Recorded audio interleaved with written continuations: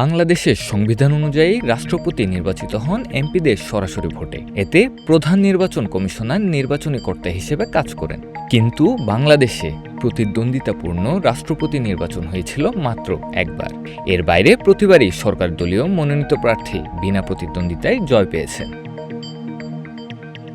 ১৯৯১ সালে রাষ্ট্রপতি নির্বাচন আইনের ৭ম ধারায় বলা হয়েছে, নির্বাচনী কর্মকর্তা নির্ধারিত দিন, সময় ও স্থানে মনোনয়নপত্র পরীক্ষা নিরীক্ষা করবেন। পরে একজনের মনোনয়নপত্র বৈধ থাকলে নির্বাচন কমিশন ওই ব্যক্তিকে নির্বাচিত বলে ঘোষণা করবেন। তবে একাধিক ব্যক্তির মনোনয়ন বৈধ হলে তাদের নাম ঘোষণা করবেন।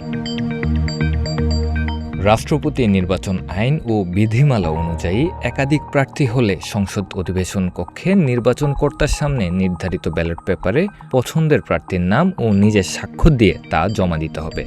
ভোটের দিন গ্যালারি সহ সংসদ কক্ষে প্রার্থী, ভোটার, ভোট নেওয়ায় সহায়তাকারী কর্মকর্তা ছাড়া সবার প্রবেশাধিকার নিয়ন্ত্রণ করবেন নির্বাচনী কর্মকর্তা। ভোট শেষে নির্বাচন কমিশনার প্রকাশ্যে ভোট গণনা করবেন। সর্বাধিক সংখ্যক ভোটপ্রাপ্তকে প্রেসিডেন্ট নির্বাচিত ঘোষণা করা হবে। আর সমান ভোট পেলে প্রার্থীদের মধ্যে লটারির মাধ্যমে ফল নির্ধারণ করা হবে। সামি আল সাদ আউন, প্রতিদিনের বাংলাদেশ।